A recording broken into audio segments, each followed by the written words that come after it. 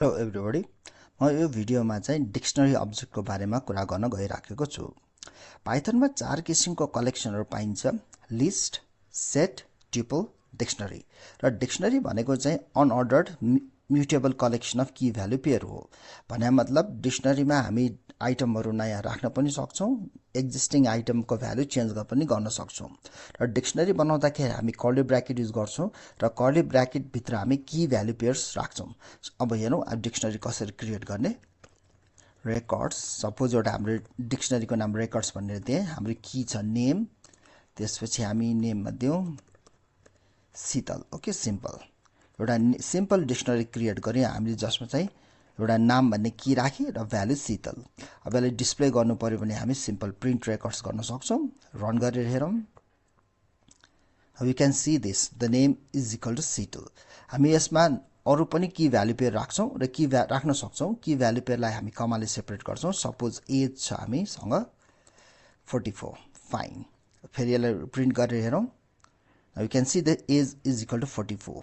त्यस्तै गरेर अब हामीलाई चाहिँ अब एक्जिस्टिङ डिक्सनरीमा नयाँ रेकर्ड नयाँ आइटम राख्नु पर्यो भने हामी के गर्न सक्छौँ त, हामी स्क्वायर ब्राकेट युज गर्न सक्छौँ। नयाँ एट्रिब्युटको नाम जस्तै एड्रेस, हामीलाई एड्रेस पनि दिनु छ बानेश्वर। Okay, fine. प्रिन्ट गरेर हेरौँ। यो बानेश्वर यो रेकर्ड्स भन्नेमा हामीले एड गऱ्यौँ। ओके, सो पहिला दुईवटा थियो, now you can see 3 attributes here. हामीहरूले यसमा अपडेट भन्ने मेथड युज गरेर एक्जिस्टिङ कीको भ्यालुलाई चेन्ज पनि गर्न सक्छौँ र अपडेटकै मद्दतबाट नयाँ एट्रिब्युट भ्यालु पनि हामी राख्न सक्छौँ। जस्तै कि रेकर्ड्स डट अपडेट, र अपडेट गर्दाखेरि हामीले यहाँ फेरि डिक्सनरी नै युज गर्नुपर्ने हुन्छ। जस्तै कि अब मलाई नाम चेन्ज गर्नु पर्यो। Okay, I want to give a new name, नयाँ नाम चाहियो भने okay Sameer, something like this. अब जुन हाम्रो नाम पहिला शीतल थियो, that will overwritten by Sameer. Okay, यसलाई डिस्प्ले गरेर हेरौँ। कन्ट्रोल एक्स, कन्ट्रोल भी।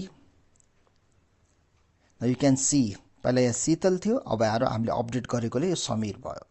त्यस्तै गरी यदि हाम्रो यो अपडेट मेथड युज गर्दाखेरि यो की चाहिँ एक्जिस्ट हुँदैन, यहाँ जुन डिक्सनरी छ यो डिक्सनरीमा यो की एक्जिस्ट हुँदैन भने त्यो नयाँ की चाहिँ एड हुन्छ। जस्तै कि रेकर्ड्स डट अपडेट, म जेन्डर राख्दैछु, यसलाई डिक्सनरीमै राख्नु पर्यो। Okay, gender is equal to male, fine. अब यो जेन्डर त हाम्रो यहाँ अगाडि डिक्सनरी अब्जेक्टमा छैन, त्यसैले गर्दाखेरि यो अपडेटले के गरिदिन्छ त, यो नयाँ एट्रिब्युट की भ्यालु पेयर त्यो रेकर्ड्स भन्ने डिक्सनरीमा एड गरिदिन्छ। Okay, print, you can see this gender been added. Update हामी नयाँ एट्रिब्युट नयाँ की भ्यालु पेयर राख्नलाई पनि युज गर्न सक्छौँ र अपडेट भनेको एक्जिस्टिङ कीको भ्यालु चेन्ज गर्नु पर्यो भने पनि हामी अपडेटलाई युज गर्न सक्छौँ। Okay, fine. अब यसबाट हामी की भ्यालु पेयर रिमुभ पनि गर्न सक्छौँ। जस्तै कि रेकर्ड्स डट पप, अब कुन चाहिँ एट्रिब्युट निकाल्ने त, सपोज हामीलाई एज चाहिएन भने we can remove this. Okay, print records. Okay, अब यसमा सुरुमा हाम्रो नेम र एज छ र पप एज गरेपछि हाम्रो नेम मात्र बाँकी रहन्छ यसमा। You can see here. Okay, Sheetal age छैन। त्यस्तै गरेर हामीलाई लास्ट इन्सर्टेड आइटमलाई डिलिट गर्नु पर्यो भने हामी पप आइटम युज गर्न सक्छौँ। जस्तै कि यसमा एउटा एट्रिब्युट राखौँ, हामी यसमा एट्रिब्युट यसरी पनि एड गर्न सक्छौँ, स्क्वायर ब्राकेटबाट जेन्डर इज इक्वल टु शीतलको फिमेल। Okay, fine. रेकर्ड्स गरौँ, अब पप आइटम गरौँ यहाँ। Okay, fine.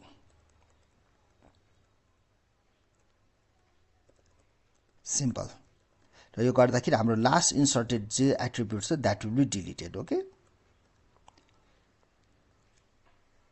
You can see हाम्रो यहाँनिर जेन्डर हामीले इन्सर्ट गरेको थियौँ लास्टमा, र पप आइटम गर्दाखेरि we don't have to specify the name of the key, र जुन लास्ट इन्सर्ट गरेको छ त्यसलाई यसले रिमुभ गरिदिन्छ। Okay, fine. अब यसो अब यदि हामीलाई यो रेकर्डको एउटा की गरेर डिस्प्ले गर्नु पर्यो भने हामी लुप युज गर्न सक्छौँ। जस्तै for X in records, okay, print X. अब यसले चाहिँ हाम्रो कीहरू डिस्प्ले गर्छ। यु क्यान सी दिस कीहरू मात्र ओके त्यस्तै गरेर हामी की भ्यालु पेयर चाहियो भने ky in records.item गर्न सक्छौं त्यसै print k, y we can do this यो गर्यो भने चाहिँ आइटम्स भन्ने मेथड जुन डिक्सनरीको छ त्यसले चाहिँ की भ्यालु पेयर रिटर्न गर्छ र की चाहिँ k मा आउँछ भ्यालु चाहिँ y मा आउँछ so we can display this okay you can see here name age gender key value pair सुरुमा x गर्दाखेरि नेम भ्यालु जेन्डर मात्र त्यसरी हामीले भ्यालुज मात्र चाहियो कीज मात्र चाहियो भने पनि हामी त्यो डिस्प्ले गर्न सक्छौं जस्तै कि for v in records dot values okay print v यसले के गर्छ त भ्यालुज मात्र दिन्छ we can see only the values are displayed त्यस्तै गरी कीज मात्र चाहियो भने for k नै राख्नु पर्ने भन्ने जरुरी छैन v नै राख्नु पर्छ भन्ने जरुरी छैन records dot keys okay fine